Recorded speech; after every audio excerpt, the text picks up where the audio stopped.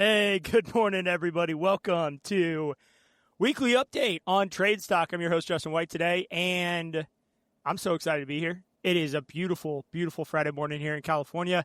Should be a high of 72 degrees, and it is our annual planning session. Now, if you've been listening to this podcast for the last couple weeks, you're probably wondering, man, you guys have a lot of planning sessions, and the answer is we do. We do a lot of planning at the beginning of the year, and we do a quarterly planning session every quarter thereafter. So January, and then again in April, then again in July, again in October, and then we wrap it up. So look, here's why it's so important to do planning sessions. And it's not because of planning. That's just the name we assign to them. The true importance of doing a planning session is to reset your focus. It's to reset your team. It's to reset your belief system as a team, because you could have came off a terrible 3 months, and your planning session is an opportunity to wipe the slate clean. It's an opportunity to start fresh in a new period with a new belief system, a new mindset, and yes, of course, a new plan. Or maybe it's just doubling down on the plan you already have. So it doesn't always have to be brand new. I will say Clayton Christensen, a person I've been extremely interested in recently, has a quote that I really believe in. It says, "The companies who win are not the ones that do the same thing better. It's the ones brave enough to do things differently." And that is what I love about 2026 and where we're going, because never before has there been such an advantage to be a shiny object CEO. And I love this, and I will say this is a big caution point, so don't get too left brain on me here. I really, really love going after shiny objects. It's probably my biggest weakness, but also my biggest strength. The only reason it's my biggest strength is because I have an incredible team who keeps me on track, who keeps me focused on what the true goal is. And that goal for us is raising the bar in the landscape industry. So I'm excited to dive into this today. I'm going to share a little bit about our planning session stuff, what we're focused on, what we're doing, where we're going, and how we're going to get there. Although, as I say that, right, as I say what we're doing, where we're going, and how we're going to get there, the truth of the matter is the how is the least important part.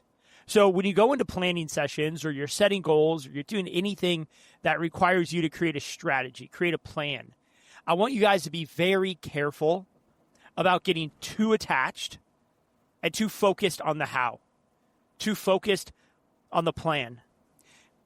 Charlie Munger says this best. Charlie Munger is famous for saying, "We do not have a strategic plan at Berkshire Hathaway.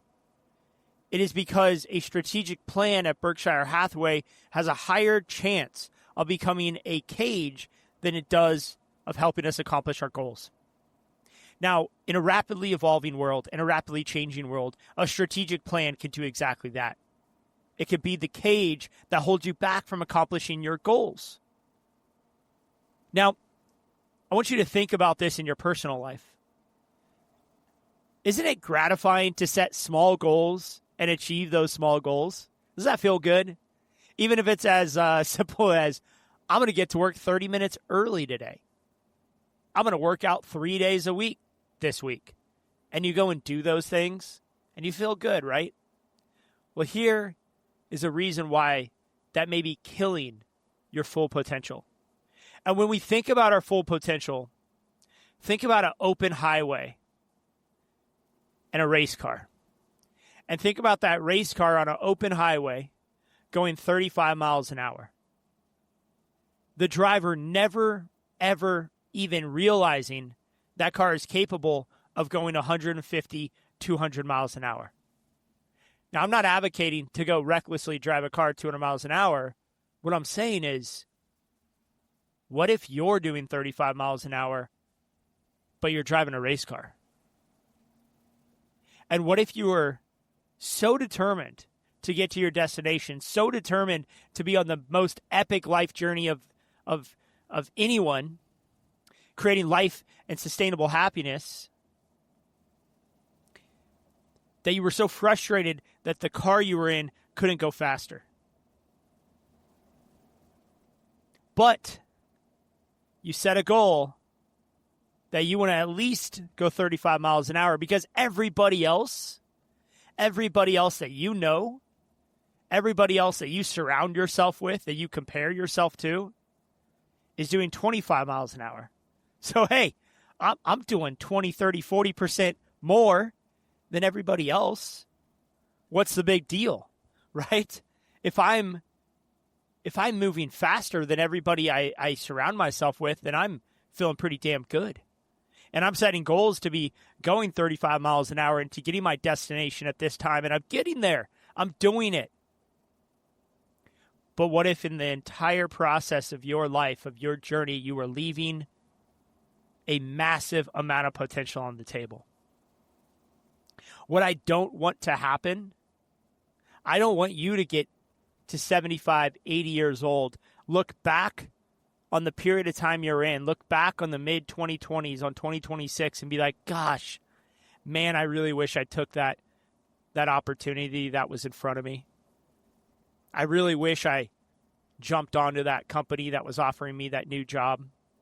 I really wish I started that small business. I really wish I didn't take this time for granted. I really wish I set bigger goals. I really wish I didn't waste my time. I want you guys to think about 2026 as the year that you minimize regret. I want you to think about 2026 as a year you do that thing. For me, that thing in 2023 was getting my pilot's license. Something I've wanted to do since I was a little kid. Since I was 3 or 4 years old, my mom would take me to the airport, show me the planes, watch them take off and land. My great-grandfather flew in World War II. And in 2023, I did it. I accomplished a goal that seemed impossible. And when I think about 2023, that is the event that defined my year.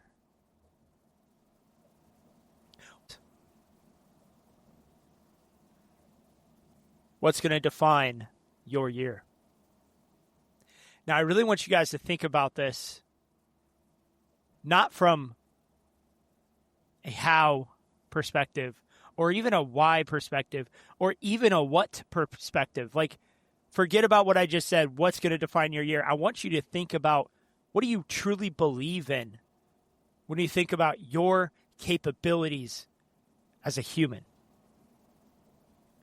Do you believe that you have reached your full potential?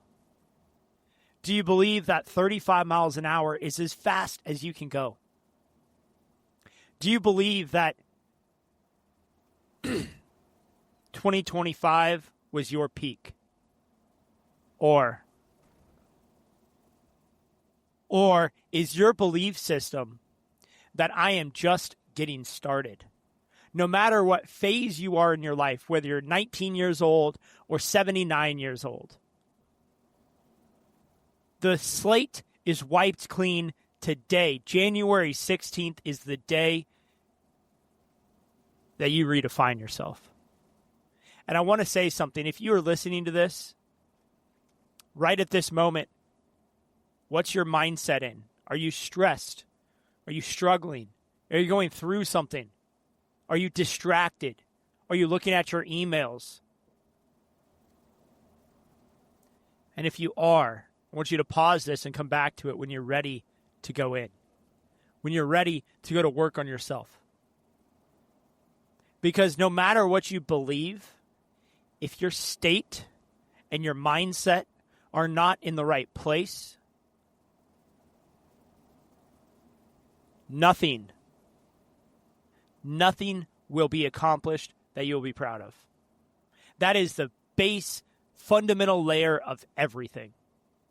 The more aware you are of your state, of where your mind is at, where your focus is going, where your energy is flowing, the more you can focus and create intentionality around where you want to go in life.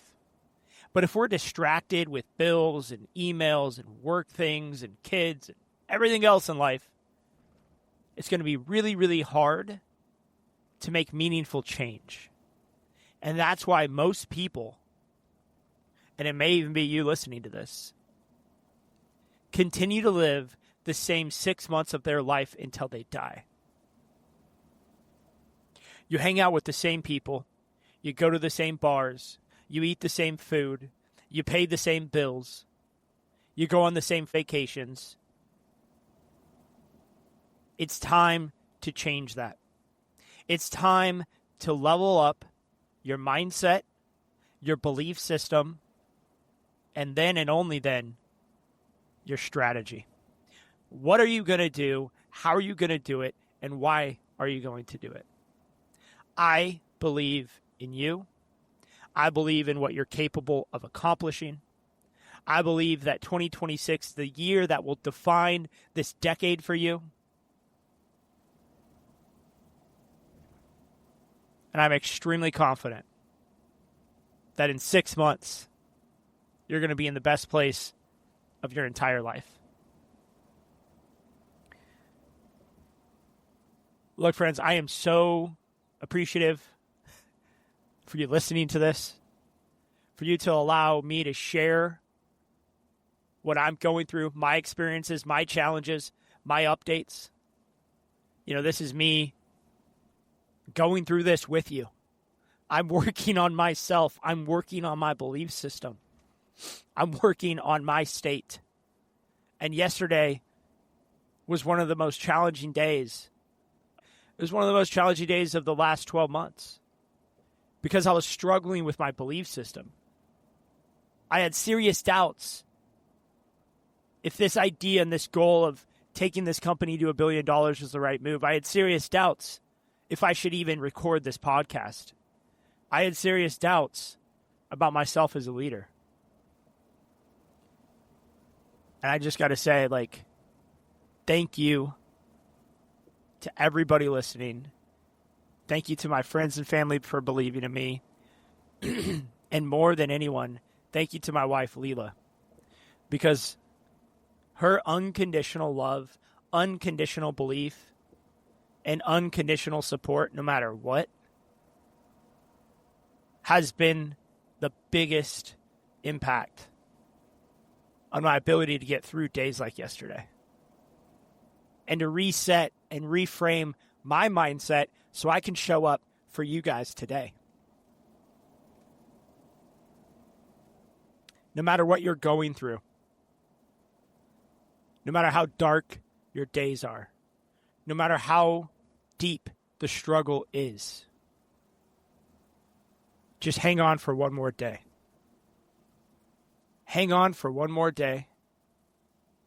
Push through the pain. Wipe the slate clean. Be grateful for the lessons life taught you. And keep pushing forward, my friends. Much love. Hope you guys have an amazing weekend. Take care. And go 49ers. Peace out, guys. Thanks for tuning in to Trades Talk, where the next generation of disruptors comes to raise the bar. If you got value from today's episode, share it with someone in the trades who's ready to level up. For more tools, insights, and community, follow host Justin White and join the movement at jwhitegroup.com.